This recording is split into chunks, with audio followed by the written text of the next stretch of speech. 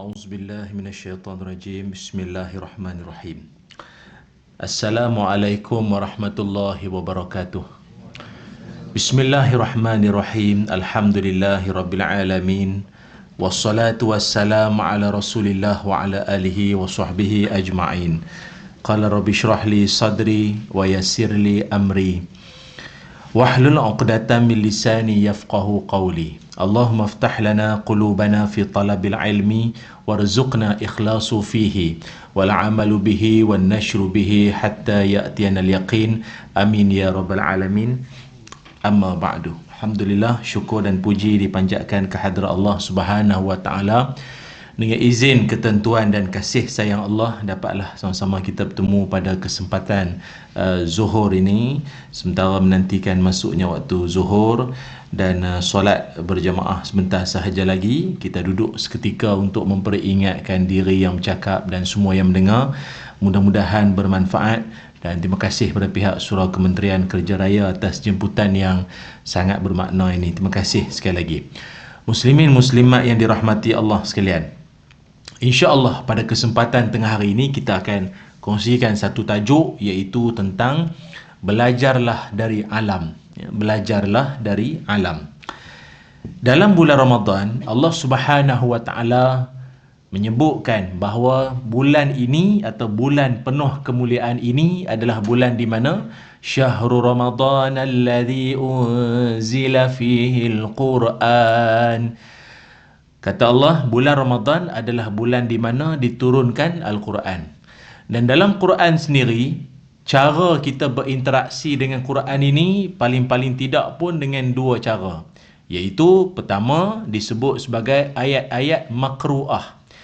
Ayat-ayat makru'ah ini maksudnya ayat yang dibaca. Kita tengok ayat tu dan kita pun baca. Kita bacalah dengan hukum tajwid yang kita sedia maklum, kita dah belajar yang ikhfa'nya, iqlabnya, dengungnya, semualah kita ikut. Makru'ah, yang dibaca. Satu lagi cara kita berinteraksi dengan Al-Quran adalah dengan disebut sebagai ayat-ayat manzurah. Apa makna ayat manzurah? Manzurah ini datang perkataan nazara. Nazara ni bahasa Arab maksudnya melihat, tengok, melihat. Jadi ayat dalam Quran ni bukan semata-mata untuk dibaca sahaja, tetapi Allah Subhanahu wa taala mengajarkan kita supaya selepas daripada engkau membaca, engkau kena melihat. So, lihat di sini adakah memandang, tengok Quran saja? Tengok Quran pun kalau ikutkan salah satu daripada 3 perkara yang dikira ibadah, ataupun 3 perkara yang boleh meraih pahala. Tahu kan, 3 perkara tengok saja dapat pahala. Pertama, tengok Kaabah. Kaabah tu tengok saja kan, tuan-tuan dah selesai tawaf, selesai apa sembahyang sunat pun selesai dah, tengok.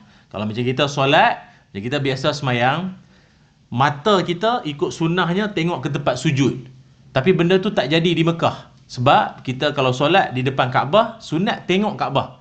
Bukan tengok ke tempat sujud, tengok ke Kaabah lah, dapat pahala. Kedua, tengok saja pun dapat pahala, iaitu melihat wajah ibu dan ayah bagi yang masih ada lah. Tengok muka mak ayah pun dapat pahala. Lagi-lagi pula dah 2 tahun dah tak menentu kita balik tak balik. Jadi tahun ni insya-Allah dapat balik. Pandanglah wajah mak ayah kita. Video call pun okey, dapat agak pahala. Tapi tak samalah kalau berdepan kan. Tapi ada orang dia kata, saya bapak mak pun meninggal dah, tak ada pak mentua mak mentua tak ada meninggal habis dah. Jadi saya terlepaslah satu kelebihan yang itu tu. Apalah, kita cadanglah kat dia, carilah mertua baru. Tu kita cadang je lah kalau dia berani lah. Kalau tak berani tak apalah, kita cadang je lah kan. Jadi itu yang kedua. Yang ketiganya adalah iaitu nak dapat pahala hanya dengan tengok sahaja, iaitu tengok ayat Quran. Sebab itu bagi mana-mana imam-imam tarawih kan, kita sarankan kalau jenis jadi imam betul menghafal dan betul ingat, okeylah, tak ada masalah. Yang akan jadi masalahnya, hafalan dia tak berapa kemas, tak berapa nak ingat sangat. Bila dia sangkut, kesian nanti jemaah belakang. Kesian dia banyak sangkut lah kan. Dia jadi nak baca pun tak ingat, dia lekat lama sangat. Sabbihisma rabbikal a'la alladhi khalaqa fasawwa.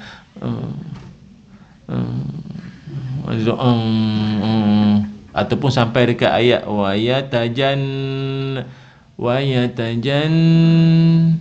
Nah, dia tak ingat dah wayatajan. Dia haraplah pakcik-pakcik belakang soh tamu ni tolong sambung. Mana pakcik tu semua pok ye belakang. Mana ingat. Lagu Ahmad Jaiz SG Bank boleh lah sambung. Mana ingat Sabihim tak ingat. Tak ingat. Wayatajan lama sangat. Jadi kita cadangkan pada anak muda hafiz Quran yang menjadi imam tu, buka lah dik Quran komposer meja besar tu kan. Buka je lah. Walaupun nampak tak berapa terror lah kalau buka tu. Bayar mahal buka Quran. Baik tu imam sini ya. Tapi tak apalah, baik buka daripada, sebab dapat pahala juga. Satu, dia dah mengapal.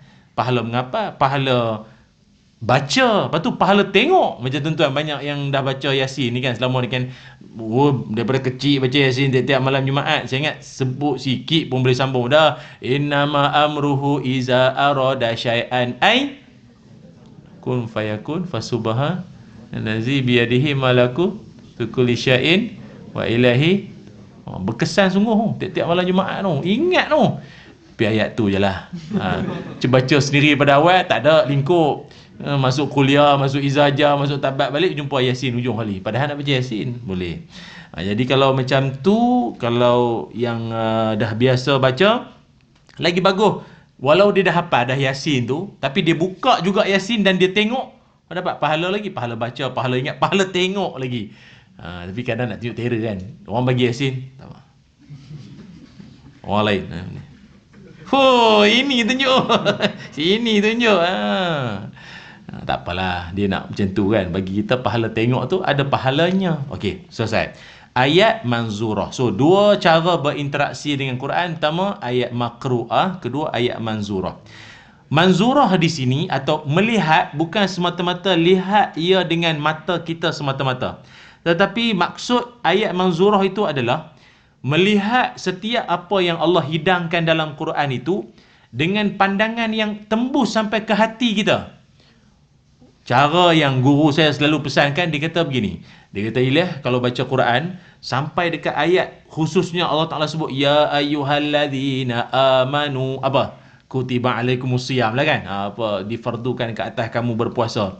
Amanu tu, tertukar nama sendiri, tengok. Kita kan, wahai orang beriman difardukan kamu puasa. Orang beriman diperintahkan kamu menunaikan hak dan tanggungjawab kepada ahlinya. Tukar beriman tu kepada nama sendiri, tengok. Muhammad Ilyas, tunaikanlah hak dan tanggungjawab kepada yang sepatut. Dia jadi lain. Padahal yang beriman tu dengan nama tu orang tu lah juga. Dia bawa tu sampai ke hati. Tu tujuan dia. Sebab itu dalam Quran ada banyak ayat-ayat yang Allah mengajak manusia ni supaya kau tengok ni, kau tengok ni. Sama ada umat, peristiwa, kejadian yang pernah berlaku dulu. Tapi pada kesempatan tengah hari ini, maksud tajuk saya, belajarlah dari alam. Saya nak bawa anda semua untuk segala alam, khususnya alam-alam haiwan yang Allah masukkan dalam Quran. Ingat, dalam Quran tak ada satu huruf pun yang saja-sajalah Tuhan. Macam mana nak bagi cantik muka surat ni? Tambah sikit lah ayat apa-apa sikit bagi nampak sedap sikit kan. Sajalah bubuh bagi penuh muka surat ni. Kan nanti setengah jadi. Ni selebihnya ni kan kosong. Tulislah sikit apa-apa jadi. Dah. Setiap patah huruf tu dia ada maksud, message di sebaliknya itu. Maka ayat-ayat Quran berkait tentang binatang-binatang pun bukan saja Tuhan bubuh tu. Dia ada hikmah dia. Ada hikmah di sebalik. Punyalah banyak binatang dalam dunia ni. Kenapa ada binatang atau haiwan-haiwan tertentu yang dimasukkan Allah Ta'ala dalam Quran? Ini kita nak belajar ya. So insya-Allah bunyinya seperti penerangan taklimat di zoo bunyinya. Tapi tak apa. Lantaklah nak kata apa pun. Yang penting kita nak melihat dari kacamata alam haiwan untuk meneropong ke mana diri kita sebenarnya dalam alam haiwan tu. Kita pelajari bersama insya-Allah. Pertama, dalam Quran Allah Subhanahu wa taala menyebutkan berkaitan tentang perihal satu makhluk ini, iaitu dikenali atau kita panggil dia sebagai anjing. Anjing ni dalam bahasa Arab disebut kalb. Kaf lam ba. Kalb. Tapi satu lagi jangan tertukar. Qaf lam ba. Qalb. Itu hati. Orang kita kan selalu kata apa? Engkau sentiasa kalbuku. Dia jangan K, dia kena Q. Kalau ejaan alfabet lah, dia kena Q, dia jangan K. K tu kalb. Kalb tu anjing. Engkau sentiasa di anjingku. Pula dah jadi anjing. Pula dah engkau tu anjing. Betul. Tak boleh. Dia kena qaf. Qalb. Qalb. Dalam Quran, Allah Ta'ala berfirman. Saya bacakan ayatnya. Allah Ta'ala menyebutkan. A'udzubillahi minasyaitanirrajim. Walau syi'na larafa'nahu biha walakinnahu akhlada ilal ard. واتبع هواه فمثله كمثل الكلب إلى آخر الآية. Allah Ta'ala sebut, dan kalau kami kehendaki, nescaya kami akan tinggikan pangkatnya dengan mengamalkan ayat-ayat itu. Tapi puak-puak ni, dia orang ni bermati-mati cenderung pada dunia, teringin nak sangat ke dunia tu, nak mengikut hawa nafsunya, maka perangai puak-puak ini sama macam anjing. Surah Al-A'raf ayat 176. Al-A'raf ayat 176. Ada kisah, ada cerita di sebalik ayat ni. Namun kalau saya ulas, panjang. 3,5 paling awal berhenti kalau saya ulas. Cukuplah, memadai kita fokuskan anjing. Anjing ni untuk kita jadikan sebagai iktibar adalah haiwan yang sangat terkenal dengan apa? Bukan sebagai, yalah najis berat tu cerita lain, kita tahulah. Tu pun dulu ada orang nak touch juga tu, nak pegang banyak lagi kau boleh touch. Mak bapak engkau tak touch pun nak touch ke situ juga. Anjing ini terkenal sebagai makhluk yang setia, tunduk, patuh. Setia, tunduk dan patuh. Tu anjing. Anjing ni memang dia dikenali makhluk yang ada kesetiaan, ada ketundukan dan kepatuhan. Tu anjing. Sebab itu mana-mana orang kalau nak jaga kebun ke, jaga bab-bab keselamatan ni, anjing. Walau yang comelnya kucing. Oyen. Oyen comel. Yalah, nama lah. Ataupun sekarang ni kan Scottish, British short hair lah, apa nama-nama, Spink lah, apa nama sekarang ni kan, kucing-kucing yang orang bela-bela tu kan. Comel. Tapi kecomelan dia tak mampu untuk nak menandingi kesetiaan, ketundukan dan kepatuhan anjing. Dia comel cakap dia je lah. Nak harap dia tak boleh harap. Tambah gafil. Membulat situ. Nguak tidur. Harap comel. Dia tak ada apa pun kucing tu. Kita bukan membawang. Memang sungguh pun. Ustaz ni mengutuk kucing pula. Tak. Memang sungguh pun. Kucing dia tak ada apa. Dia cantik macam tu. Lah sedap. Seronok. Comel-comel. Tapi kalau nak dari sudut jagaan, menang ke anjing lagi. Lepas tu kalau tuan pergi ke negara-negara lain. Macam itu saya ada program di Perth, Australia. Di airport dia tu, anjing dah lah yang scan dah. Dia kan bang negara dia tak boleh bawa masuk macam buah-buah oren ke apa kan, dia tak boleh bawa masuk semua sebarang. Dia kan negara pengeluar apa ni kan. Jadi dah cukup dengan alat scan tu, dah cukup satu hari dah. Anjing lagi mari yo. Anak saya kecil-kecil, anjing ni kan anjing yang jadi macam serigala tu, anjing tinggi-tinggi tu. Seram tengok. Bapak dia kontrol lah, padahal bapak dia pun seram kan. Dia mari duk hidu-hidu beg kita semua tu. Dia memang bab-bab keselamatan memang serah ke dia anjing tu. Namun satu benda yang kita kena tahu, kepatuhan dan kesetiaan seekor anjing tertakluk pada siapa yang bagi dia makan. Itu weaknesses dia kat situlah, kelemahan dia kat situlah. Kepatuhan, kesetiaan seekor anjing bergantung pada siapa yang bagi dia makan. Sebab itu kadang dia jaga satu rumah, mari penyamun, memanglah dia salak. Mula-mula dia menyalak dulu. Menyalak. Kuang. Dia marah lagi. Tapi penyamun tu dia bawa lah. Dia bawa daging ke apa. Bawa apa. Tangmo. Bazar-bazar pun dah banyak lah ni jual kan. Tangmo kan. Tangmo hak meninggal tu kan. Tangmo. Tak tahu sebut je tu. Daging panjang-panjang tu. Dia bawa yang sedap-sedap. Bawa yang lem apa. Sheng-sheng ke apa. Dilempar bagi anjing tu. Daripada menyalak, jadi baik. Sebab itu kesetiaan anjing berdasarkan pada siapa bagi dia makan. Tak setia juga maknanya. Sebab itu dalam Quran Allah Ta'ala menyebutkan, kau jangan jadi anjing. Allah ajar. Kesetiaan kau hanya pada Allah. Allah saja. Tapi kita kan ada pemimpin di pelbagai peringkat. Kita kan ada pemimpin. Dan kepatuhan pada pemimpin tu kan kena. Betul. Selagi mana pemimpin tu ikut cakap Allah. Itu saja. Itu saja. Maka kita dalam hidup pun sama. Jangan duk jadi macam anjing. Kalau di luar negara dulu saya ingat mana di California ke apa. Dia kalau luar negara, kalau tuan-tuan baca ni lah, PBT pun ada pilihan raya. Peringkat PBT dia ada pilihan raya dia juga. Jadi sekali itu dia orang punya election pilihan raya dia dimenangi oleh anjing. Agaknya orang nak jemu ke orang. Orang ni boleh percaya tak percaya. Baik anjing sebagai dia punya calon menang pula tu. Apa nama dia? Saya lupa, bukan apa nama dia. Ada seorang pula seekor anjing tu. Nama apa? Tapi handsome lah anjing tu. Sega anjing dia ada jenis dia. Yang bulu jenis ni kan. Tebal sikit tu. Dia dipilih sebagai Datuk Bandar. Saya cerita ni, tuan-tuan tengok Google lepas ni tau. Jangan sekarang, nanti dulu. Tak percaya, tengok lah. Datuk Bandar satu wilayah dalam California tu yang dia adalah anjing. Datuk Bandarnya anjing. Ada dulu Datuk Bandar dia kambing. Pernah. Kambing, kucing pernah Datuk Bandar dia. Dia punya mayor panggil Datuk Bandar dia. Anjing. Tapi itulah anjing masa dia jadi itu dia pernah ditahan atau didapati bersalah 2-3 kali kerana makan rasuah. Rasuahnya bersifat daging. Dia makan rasuah daging anjing. Tak tahulah apa lepas tu. Lepas tu ditukar pula dengan anjing yang lain pula jadi Datuk Bandar. Sama. Maka kita orang Islam dah lama kenal perangai anjing ni. Pasal dalam Quran pun Tuhan sebut. Dia orang ni jenis macam tu. Malah dalam surah Al-A'raf juga Allah menceritakan anjing ni dia menjelirkan lidahnya.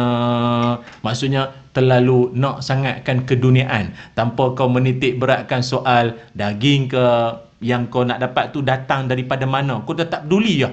Janji duk jelir lidah tu kan. Kau nak sangat. Kau nak sangat.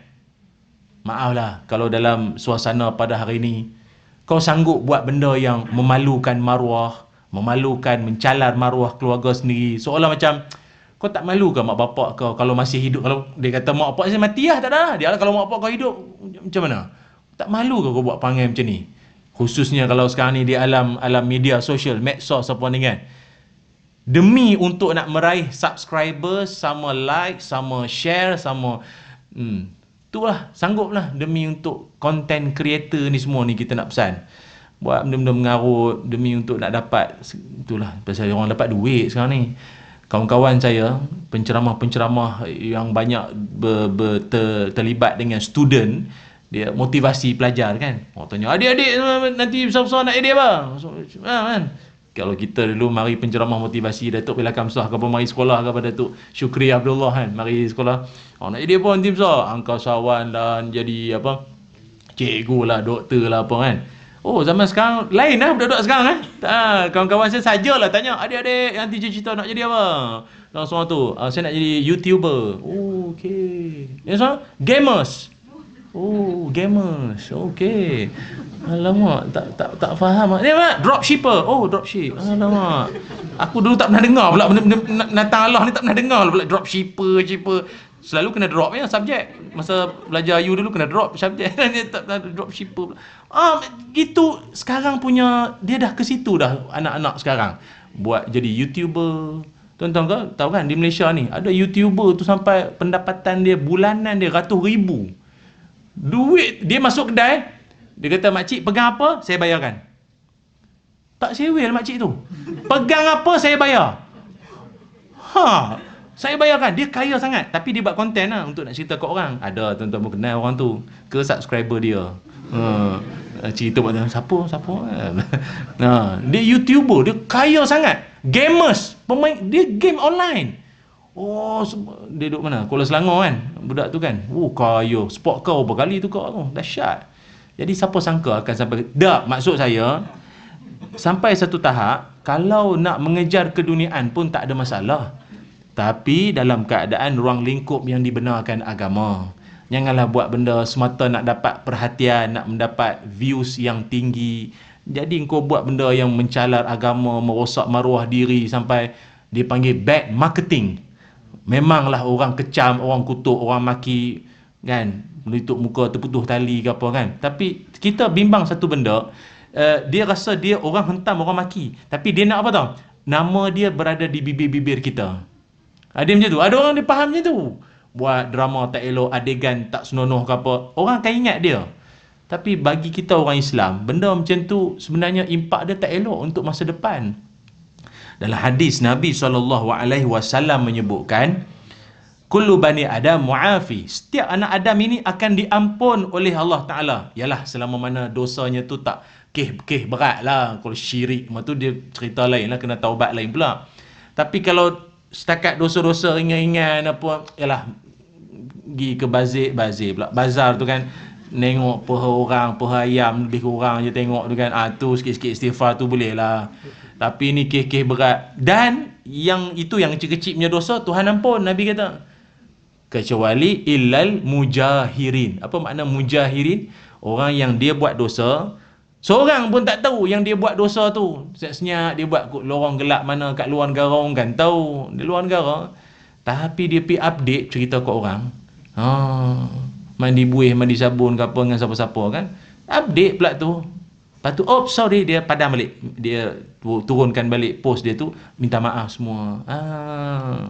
Buat perangai macam tu, Nabi kata Tuhan tak ampun perangai macam tu. Saja mendedahkan diri. Allah Ta'ala tutup aib, orang tak tahu. Kau pula sibuk nak beritahu orang. Perbuatan macam tu memang beratlah kesnya tu. So, pertama sekali, jauhilah ataupun jangan jadi seperti anjing. Hidupnya, kesetiaan dia hanya pada siapa yang dia taat semata-mata. Pada kita orang Islam, manusia ni kita, taatnya kita adalah pada Allah Subhanahu wa Ta'ala. Satu. Yang keduanya adalah dalam Quran juga ada haiwan yang Allah Subhanahu wa Ta'ala meletakkan sebagai satu ingatan buat kita. Secara umum kita sebut haiwan atau binatang ternak. Allah sebut binatang ternak. Binatang ternak ini, kata Allah dalam Quran, ulaika kal an'am balhum adal. Kata Allah, orang ada mata, ada telinga, tapi sikit pun tak menggunakan ke arah untuk kebaikan diri dia, tapi dia tak mendengar pun peringatan Allah. Puak-puak ni Tuhan kata sama macam binatang ternak. Dia binatang ternak ni beza dengan binatang peliharaan, pets tu. Apa beza dia? Binatang ternak dengan peliharaan. Dia binatang ternak ni, dia tak ada keistimewaan pun. Dia hanya pada nilai, pada berat dan saiz saja. Binatang ternak ada istimewa dia, bulu dia, bentuk dia, mata dia, tu jadi pet. Tapi kalau binatang ternak bukannya cantik pun. Orang kira nak makannya, dia dikira ditimbang dari sudut berat dan saiz saja. Maknanya hina tak? Kalau ikutkan dari sudut nisbahnya, manusia tu dianggap seperti binatang ternak. Kau tak ada nilai pun. Tak ada nilai pun kalau ikut. Jadi oleh kerana itu, apa yang nak dimaksudkan manusia yang berperangai seperti binatang ternak? Jawabnya begini. Binatang ternak, dalam hidup dia hanya sekadar memenuhi 5 perkara. Makan, minum, tidur, rehat, kahwin. Atau juga disebut sebagai rukun biologi. Makan, minum, tidur, rehat, kahwin. Kalau hidup kita semata untuk 5 ini, apa beza kita dengan kambing? Memanglah kita makan di buffet tu, kambing menerap tu, merap dah kambing pahat duk hirih tu kan. Beza dengan kambing itu. Makan, minum, tidur, rehat, kahwin. Tu kambing pun buat lah. Memang kasar, tapi macam mana Tuhan sebut? Kena bagi tahu lah. Baca sendiri tak rasa, mai kita bentangkan. Baru rasa. Apa bezanya kau ni kalau hidup semayang tak, zakat tak nak bayar, hidup mensuah ke orang, dengan kambing lebih kurang lah. Macam tu kan. Ni kambing kan macam tu hidup dia, makan, minum, tidur, rehat, kahwin. Kalau ada setengah-setengah jenis-jenis kambing yang bakar-bakar dahsyat-dahsyat ni, dia kahwin dia sehari banyak kali. Saya dulu pergi Turki, ada projek dulu sekali. Satu ladang kambing tu luas kan. Orang kita lah di sana, dia ada JV dengan orang Turki. Besar. Jadi saya lupa bakar apa. Tapi dia tanya saya lah, Ustaz cuba teka mana jantan mana betina. Pasal dia susah juga nak detect mana jantan mana betina. Jadi kita tengok, saya pun dah macam soalan nujum 4 belalang pula dah. Mana jantan mana betina, mana belakang mana depan. Kita pun Tak tahu, saya tak pandai tu. Macam ni Ustaz. Semua ni betina dia kata. Oh, semua betina habis jantan. Tu yang kat pokok tu. Seekor tu yang jantan. Oh, dia dulu relax baring tu kan. Game plekat, relax baring. Itu aku tambah lah. Dia tak boleh banyak jantan. Dia orang gaduh ni, berebut girlfriend. Ini semua ni dia dia seekor tu ya. Dahsyat, nampak muka dia putih kan. Melayan banyak sangat. Banyak sangat. Itulah dia kambing. Hidup dia kahwin panjang kerja. Ustaz, kalau orang kahwin banyak kali tu kambing kan? Tak lah. Maksud saya perjuangan hidup dia kahwin kerja, mikir nak kahwin. Cerita pasal ceramah nak kahwin lagi. Nak kahwin. Dah lah, kau tak ada kerja lain kerja kahwin. Kalau jumpa ustaz ada doa kahwin. Nak doa lah, minta lah tu qadar ke apa, kahwin macam. Tapi taklah kambing dia tu simptom ada. Kan? Simptom kambing tu ada. Apa lagi? Dia kerja tu lah. Dan kambing ataupun binatang ternak yang lain nak diiktibarkan kita sebagai manusia ni, dia tak pernah peduli pun halal haram. Dia tak pernah peduli pun. Kambing kalau nak makan rumput sekalipun, mana dia heran, mana peduli ada cok halal jakim ke apa. Telan sudahlah. Dalam hidup dia, bagi seekor kambing ke mana-mana binatang ternak, dia orang kata apa, tak sesuai lah ayat ni, tapi sajalah nak bagi faham kan. Kalau siapa hidup binatang ternak ni adalah what I want to eat. What I want to eat. Atau mungkin what I want to have. Dia bukannya who I want to be. Dia istilahnya tu. Who. Macam kita kan manusia, kita nak jadi siapa? Ramadan kan? La'allakum tattaqun, jadi orang bertakwa. Who I want to be? Muttaqin. Clear. Kambing mana ada? Saya nak jadi kambing yang lebih baik pada semalam. Kambing yang lebih mana ada? Dia tak ada cita-cita macam tu lah dalam hidup dia. Sama lah. Lagi tak meninggal. Lagi tak disembelih. Maka janganlah hidup hanya sekadar makan, minum, tidur, rehat, kahwin. Semata-mata. Tapi tengah-tengah hari ni nak rehat-rehat lah. Kan nampak ustaz nak pejam pun rasa bersalah kan, kita kambing pula. Kita dalam kehidupan, tidur ni bukanlah satu benda yang dipandang sebagai satu kehinaan. Tidur manjang Ramadan tidur. Ada, kita tak nafi, ada kawan kita ni memang lepas subuh tidur, lepas zuhur tidur, lepas asar tidur. Itu bukanlah satu kesalahan. Tapi kalau sekiranya Quran langsung tak baca, sembahyang sunat, iktikaf apa pun tak ada, tidur manjang lagi 10 minit nak berbuka baru bangun, itu tidaklah tidur yang dinilai sebagai ibadah, tapi itu disebut sebagai latihan untuk meninggal dunia. Kuat sangat tidur ni, mejam manjang, asal dia jumpa dinding pejam tu. Tapi maaf ni saja share sikit lah ya. Kita ni dengan tidur, sebenarnya Islam raikan orang tidur tau. Meraihkan macam mana? Dengar dulu. Boleh dah ni. Nanti dulu. Dalil tak baca lagi, kira nak balik. Nanti dulu. Kira nak pejam. Elok dah tu ustaz bagi dalil. Walau kita kan manusia biasa. Berceramah tak berceramah, ulama mana pun dia tetap manusia. Nabi Rasul dia tetap manusia.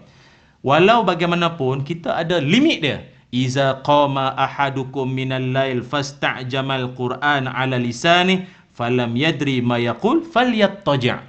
Nabi SAW bersabda, kalau kamu bangun solat malam, ni sekarang kan musim-musim Ramadan ni kan kita tarawih, lepas tarawih kan nanti malam sebelum nak sahur makan tengah malam sebelum nak bersahur tu ada orang sembahyang sunat kejap kan, kadang dia bangun awal sikit lah, tengah panas lauk 4:30, pukul 5 dia bangun. Namun Nabi kata, tengah dia sembahyang tu dalam keadaan yang keterlaluan mengantuk. Tapi kan sembahyang kan baca Quran, baca Fatihah apa kan. Tapi dalam keadaan mengantuk, bersangatan mengantuk, sampai dia pun tak tahulah apa dia baca. Maka Nabi kata, falyattaji'. Pergi tidur. Nabi kata, pergi tidur. Tak payah nak semayang lagi dah. Pergi tidur. Pasal kalau kau semayang sekalipun, kau bukan tahu kau baca apa. Kuliah tak jumpa ujung. Ya ayyuhal kafirun la a'budu ma ta'budun wa la antum 'abiduna ma 'abud wa la na'budu ma 'abadtum wala na'budu ma'abatu wala antum ma'abiduna ma'abun wala ana pasal tak habis ya tadi tak habis ya. Lagi tak jumpa lakum tu. Lama sangat macam Baqarah dia baca kan. Tu tanda kau dengan tu lagi tidur. Islam raikan tu. Jangan dipaksa-paksa. Kalau dia mengantuk, tidur je lah. Tak apa, tidur. Lepas tu kalau di zaman Nabi SAW dulu, mengantuk ni anugerah. Macam perang Badar kan. Esok tu perang. Malam ni tentera Islam semua suspend. Perang pertama kan. Jadi suspend. Ada yang mengasah ini apa pedang, alatan perang. Yang Nabi, sahabat munajat, doa, menangis-nangis, merayu pada Allah. Esok perang. Yang puak-puak kafir tu tengah ya lagi kan, tengah duk seronok lagi kan, duk tunjuk-tunjuk langit lagi, syok-syok menari-menari, dia bawa perempuan semua yang tentera Islam ni. Jadi disebabkan dia orang punya kegelisahan tu sangat, Allah datangkan rasa mengantuk. Semua terlena dalam tentera Islam tu, semua Allah mengantukkan dia orang. Dan akhirnya terlelap masing-masing supaya tidur awal, kualiti, esok nak perang. Ini tidur awal. Jadi maknanya mengantuk, tidur ni juga tanda kasih sayang Allah. Kawan-kawan saya banyak bagi sumbangan di mana Syria, negara bergolak apa kan. Dia orang punya takjub.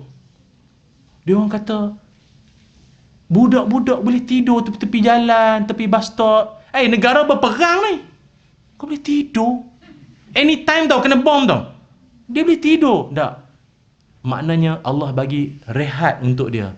Kau kan gelisah, mak bapak mati, abang kena tembak, tidur dalam suasana begitu, itu kasih sayang dari Allah. Tapi kalau dalam ceramah kau tidur, itu juga kasih sayang. Tuan-tuan kerja 8 jam, penat kot, pukul 1 sampai pukul 2 penganjur buat program pula. Bila aku nak tidur Sekarang lah masanya, silakan. Tak faham kan? Tak apa. Tapi ada setengah orang dia memang penyakit dia memang penyakit. Bukan dia saja-saja dia pantang ajak tidur. Tak, dia memang ada penyakit. Dipanggil narkolepsi. Dan untuk pengetahuan tuan-tuan, salah seorang pemimpin negara kita pun dulu dia adalah narkolepsi. Dan dia sering kali di mana-mana majlis yang dia ada, dulu, kalau sekarang viral lah, ambil gambar. Lagi-lagi masa nak pilihan raya, orang ambil gambar dia, heboh dengan orang lain. Tidur macam ni. Duduk macam ni. Tak, dia narkolepsi. Dia penyakit. Dia bukan saya saja. Orang kata tidur ni kan, mengantuk ni lambang pemalas. Bukan. Dia ada penyakit. Siapa pernah kutuk, pergi cepat minta maaf cepat. Dia hidup lagi tu. Jangan. Sekian dimaklumkan. Tu yang kedua Yang ketiga. Waktu kita mulut jangan laju. Kita tak tahu kan. Kita kata kat orang kadang kita tak tahu. Yang ketiga, dalam Quran juga Allah Subhanahu Wa Taala menghidangkan kepada kita ada jenis haiwan yang berikutnya. Maknanya kalau tadi pertama anjing, kedua binatang ternak, ketiga iaitu haiwan yang kita sebut sebagai monyet ataupun beruk. Walaupun ada orang ada beza, dia kata monyet beruk tak sama ustaz. Tak apalah, ni sembang tengah hari, tak payahlah detail sangat. Kita bukannya zoologi. Kan ada tak apalah, beruk monyet lebih kurang lah. Yang Allah Ta'ala rakamkan dalam Quran, iaitu ayatnya, kata Allah Ta'ala, a'udzubillahi minasyaitonirrajim, wa ghadiba alaihi wa ja'ala minhumul qiradata wal khanazir wa abadat taghut ulaika syarrum makanan wa adallu an sawa'is sabil. Sadaqallahul azim. Kata Allah Ta'ala, maukah kamu aku tunjukkan ada orang yang balasan dia lebih teruk di sisi Allah Ta'ala? Orang-orang yang dilaknat sampai puak-puak tu jadi beruk, jadi babi, dan mereka ini penyembah taghut, dan mereka inilah orang yang sesat dari jalan yang benar. Surah Al-Ma'idah ayat 60. Al-Ma'idah ayat 60. Dalam sejarah, kita sendiri pernah dengar ataupun kita pernah baca, ada golongan yang mereka ni akhirnya bertukar menjadi monyet, bertukar menjadi memang jadi sungguh. Cuma teori Darwin tu bagi kita orang Islam, kita tak terima lah macam tu. Evolusi manusia macam tu bagi terima, pasal ada orang bersandarkan ni cerita ni. Dia kata dulu kan ada Ashabus Sabt, golongan puak-puak hari Sabtu Yahudi yang duduk di pesisiran pantai, yang diorang ni Dia orang sebenarnya Sabtu tu adalah hari ibadah. Macam kita hari Jumaat.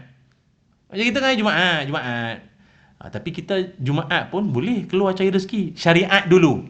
Sabtu, as-sabt. Sabt tu maksudnya rehat. Sudah, nak meniaga kerja dah. Fokus ibadah Sabtu. Tapi dia orang gatai pergi tangkap ikan. Memang career dia orang kerja tangkap ikan, nelayan tangkap ikan. Dan takdir Allah dalam seminggu Sabtu je ikan paling banyak melompat.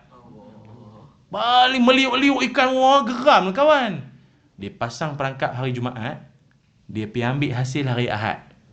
So dia tangkap dah hari Sabtu. Tak kan? Itulah Yahudi.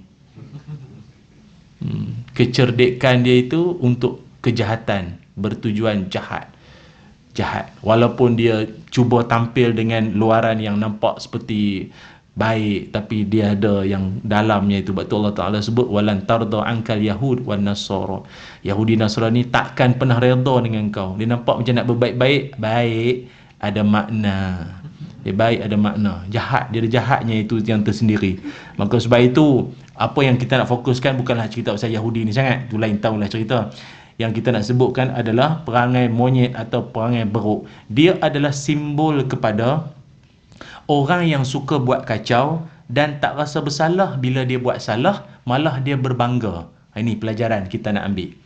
Beruk monyet ni, dia adalah makhluk yang suka buat kacau. Dan dia tak rasa bersalah bila dia buat salah.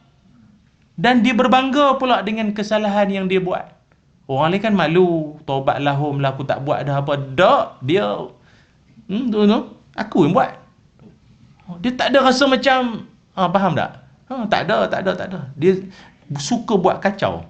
Sebab itu marilah kita ambil iktibar, jangan jadi golongan macam ni, suka buat kacau. Dan kalau buat benda salah tu, retilah rasa bersalah sikit. Jangan buat tak reti, dia dah buat salah tak mengaku pula. Jangan macam tu. Dan dia suka buat kekacauan.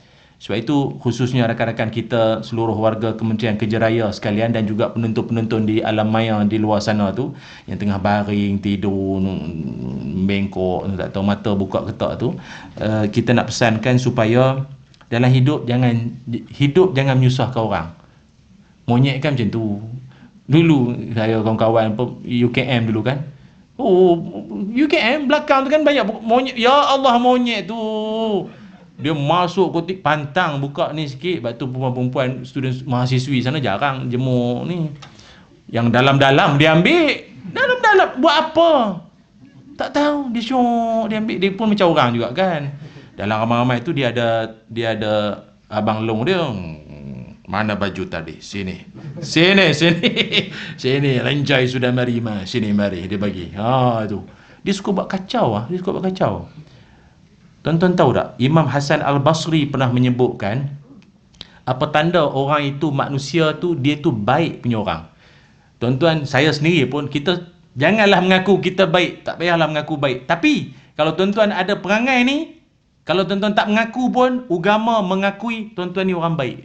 Apa tanda dia? Kata Imam Hasan Al-Basri ada 3 tanda. Saya sebut satu je lah. Lagi 2 Ramadan tahun depan lah. Tu pun kalau panggil. Apa dia? Kaful azza. Makna kaful azza ni apa? Menahan diri dari menyusahkan orang. Tuan-tuan ni kalau hidup jenis tak suka menyusahkan orang, dan prinsip tuan-tuan, aku hidup tak nak menyusahkan orang. Tuan-tuan ni orang baik. Kata Imam Hasan Al-Basri. Tuan-tuan ni memang orang baik. Tak tunggu pakai kepiah atas kepala, tak tunggu pakai jubah nak digelar baik, tak. Dalam hati tu aku tak nak menyusahkan orang. Tuan-tuan ni orang baik. Gi masjid, gi surau, parking elok-elok. Jangan masuk parking berceramah. Geram ustaz, dah orang lain. Bukan saya, penceramah lain. Saya okey je. Jangan menyusahkan orang. Walaupun benda tu senang bagi kita. Aku kalau parking sini, aku nak keluar senang nanti. Dah. Aku akan blok habis kereta orang nanti. Susah orang nanti. Kalau aku meniaga kat sini ni, ini pot cantik. Orang lalu sini traffic light itu memang nampak aku semua. Tapi dengan aku meniaga kat sini, nanti jalan jadi jam, orang berhenti tepi lah apa, jadi trafik jadi kelang kabut. Jangan menyusahkan orang. Tuan-tuan ada perangai macam tu, tuan-tuan ni orang baik. Amin. Orang baik. Selipar, retilah susu elok-elok sikit. Habis dia sepak habis dengan selipar penceramah masuk ke longkang habis. Penceramah tu keluar-keluar tengok tinggal sebelah. Mana satu lagi? Rupa dalam longkang. Mari orang masjid. Pasal ustaz? Pasal? Selipar satu dalam longkang. Oh, ustaz, ujian Allah. Oh, saya suka macam ni. Saya suka. Kan? Ingat tu ya. Hidup jangan menyusahkan orang. Tu saya lah kita nak pesankan. Ya, tuan-tuan tak suka menyusahkan orang. Tuan-tuan ni kira orang baik lah tuan-tuan ya. Baiklah, cukuplah cakap ni sajalah sembang-sembang kita pada tengah hari ni. Mudah-mudahan Allah Ta'ala memberikan banyak manfaat pada kita. Betul kan? 150 dah berhenti kan? Kan 150 dah kan? Kena lagi? Cukuplah kot, lain kali pula kan? Lain kali lah kan? Nampak muka terkejut sangat. Nampak dia suruh kita berhenti 150. Kita pancual, jangan. Seko lagi lah binatang ke macam mana? Boleh seko lagi. Seko lagi. Iaitu haiwan yang lagi satu yang saya nak kongsikan di sini adalah keldai, donkey. Keldai ni dia adalah simbol makhluk bodoh. Dia adalah makhluk bodoh. Maaf, yang mengatakan bodoh tu bukan saya sendiri. Agama menyebutkan, masalul ladzina humilut taurata thumma lam yahmiluha kamasalil himar ila akhiril ayat. Orang yang memikul Taurat, memikul kitab Allah, sedangkan dia pun tak tahu apa benda yang dipikul atas belakang. Dia dengan keldai kawan. Dia dengan keldai 2 kali 5. Dia macam keldai dia tu. Saya ramailah kawan-kawan kot pernah duduk di tanah Arab. Saya dulu masa di Mesir, saya pula duduk Mesir tu kampung. Kawasan saya duduk tu nama Tonto. Jadi saya duduk ni kawasan perkampungan, betul-betul kampung ni. Jadi memang orang kampung tempat saya duduk tu, dia orang bela keldai as dia punya pengangkut barang dia lah, pengangkut barang. Dan tuan-tuan tahu keldai ni diguna pakai untuk apa? Memang angkat barang. Tapi barang yang diangkut, yang diletakkan atas belakang orang tua tu, sampai tahap benda tak munasabah dia bawa. Saya ini kejadian betul-betul jadi saya dulu ni. Dia pun pergi bubuh peti air atas belakang keldai. Dia nak, Arab-Arab ni nak pindah rumah. Depan saya takkan nak sewa lori buang karen. Keldai ada, bini kata bang, keldai ada nak ambil tu ke. Ambil keldai tu cukup. Nak booking lori payah, mahal sangat payah nak ambil tu cukup. Ti bubuh je lah. Keldai kerja sampai mati yo. Dia kerja sampai mati, dah tak boleh nak makan, buat apa lagi? Baik mati. Dia kerja sampai mati. Sebab tu keldai ni haram dimakan. Dia binatang bodoh. Dia bodoh. Tak payahlah ulang banyak kali dah lah. Apa ustaz? Dah tak payah sampai Ramadan ni. Dia binatang yang macam tu lah. Dia bodoh. Jadi maksudnya kalau kuda lain. Kuda ni dia ada mood Siapa naik atas belakang dia buat tak tentu arah apa, dia terajang dia terajang. Tambah apa peti air. Dia lipat bagi Lu siapa aku standard angkat ni Aku kuda Arab, kuda Brazil ni kau buat bubuh ni dia keldai kau bubuh lah apa pun, dan memang dia jalan. Dia tak ada kata tak dah iok jalan terbalik mati habis. Jadi kita jangan jadi manusia macam tu. Reti tak selama ni kita ada Quran, dan pernah tak kita hayati isi kandungan Quran dalam tu? Kalau tak pernah ambil tahu langsung Quran ni cerita pasal apa, Quran melarang apa, Quran menyuruh apa, macam keldai tak tahu apa. Tahu ngapa, tahu memikul saja. Fahamnya tidak. Jangan jadi macam tu. Cukuplah bagi mengakhiri kuliah Zuhur tengah hari. Saya pun tak tahu tuan-tuan dapat apa. Banyak binatang ini semua. Tapi binatang bukan sekadar binatang lah. Binatang untuk diambil iktibar untuk kehidupan kita bersama. Bismillahirrahmanirrahim. Allahumma salli ala Sayyidina Muhammad wa ala ali Sayyidina Muhammad. Allahumma inna nas'aluka ilman nafi'a wa rizqan tayyiba wa amalan mutaqabbala. Allahumma akfina bihalalika an haramik wa aghnina bifadlika amman siwak. Allahumma barik lana fi syahri Ramadan warzuqna lailatul qadar. Ya Allah, ampunkanlah dosa-dosa kami, ampunkanlah dosa ibu ayah kami, ampunkanlah dosa pasangan dan ahli keluarga kami, ya Allah. Ya Allah, rahmatilah buat seluruh warga Kementerian Kerja Rayanya, Ya Allah. Berikanlah kepada mereka keberkatan rezeki, kemudahan dalam urusan dan kelancaran dalam setiap perancangan. Ya Allah, berikanlah kebaikan yang banyak melimpah ruah dalam kehidupan kami semua. Jadikanlah kami manusia, orang beriman yang ada takwa dalam hati, berintegriti dalam tugas dan urusan harian kami, Ya Allah. Jauhkanlah kami daripada perkara yang akan melakukan yang boleh mengundang kemurkaan dan kebencian-Mu, Ya Allah. Pandanglah kami dengan rahmat-Mu, pandanglah kami dengan kasih sayang-Mu, catatkanlah nama kami di pintu-pintu syurga-Mu, Ya Allah. Ya Zal Jalali wal Ikram. Wa sallallahu ala sayyidina Muhammad walhamdulillahi rabbil alamin. Taqabbalallahu minna wa minkum. Terima kasih semua, moga ada rezeki jumpa lagi. Aku qauli hadza wa astaghfirullahal azim li wa lakum. Assalamualaikum warahmatullahi wabarakatuh.